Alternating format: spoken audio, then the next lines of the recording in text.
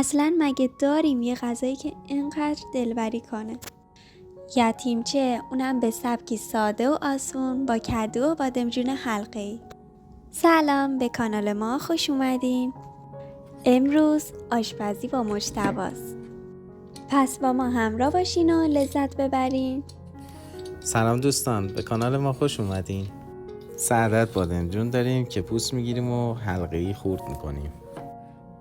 یتیمچه یه غذای خیلی ساده و پر از سبزیجاته که خیلی راحت آماده میشه.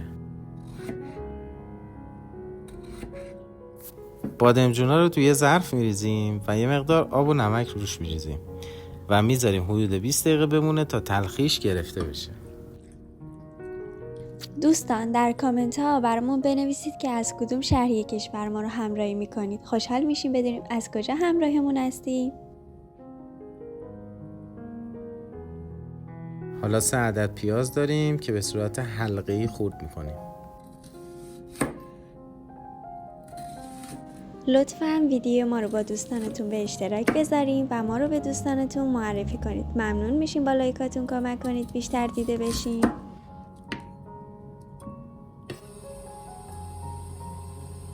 پیازامون رو توی روغن کمی تفت میدیم.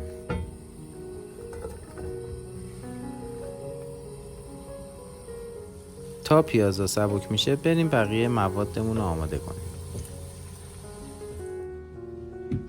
2 عدد کدو رو پوست میگیریم و حلقه‌ای خورد میکنیم. راستی چرا به این غذا میگن یتیمچه؟ داخل کامنت ها برامون بنویسید چرا اسم این غذا یتیمچه است؟ آخه این که پر از سبزیجاته. خب بریم سراغ سیب زمینی خوشمزه. 1 عدد سیب زمینی داریم که ورقی خورد میکنیم. حالا کدو و سیب زمینی ها رو داخل یه ظرف میریزیم و روش آب میریزیم تا بشوریم و بعد خشک کنیم. پیازامون که سبک شده رو از تابه در میاریم.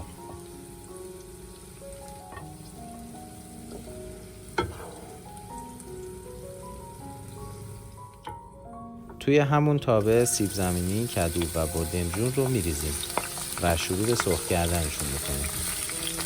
همینجوری که دارین ویدیو رو میبینید دکمه سابسکرایب رو بزنید و زنگ اعلان ها رو فعال کنید. خوشحال میشیم همراهمون باشید. 6 حبه سیر داریم که درشت خورد میکنیم. راستی دستور پخت بعدیمونو از دست ندین. یه غذای عالی که مطمئنم خوشت میاد.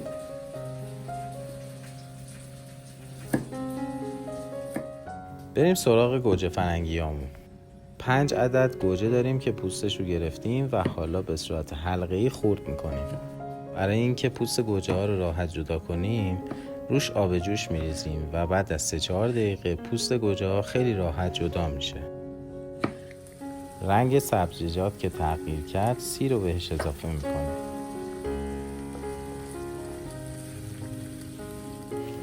حالا یه قاشق چایخوری زردچوبه و فلفل سیاه.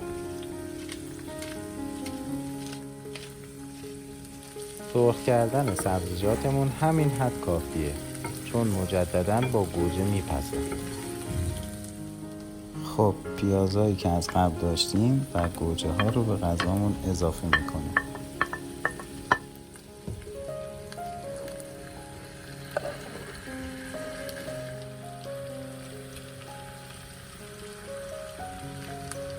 حرب تابه رو میذاریم تا گوجه ها آب بندازه.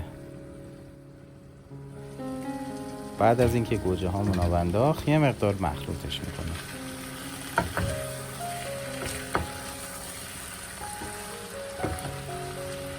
حالا 2 قاشق غذاخوری رو به رقیق شده بهش میزنیم.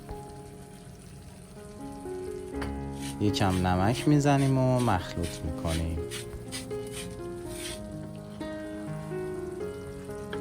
حالا اجازه میدیم با در بسته حدود 20 دقیقه بپزه و غذامون آماده بشه.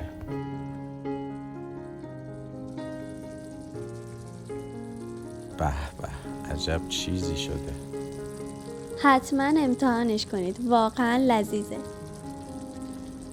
لطفاً کانال ما رو سابسکرایب کنید و زنگ اعلان ها رو فعال کنید تا از دستورهای پخت بعدیمون با خبر بشین.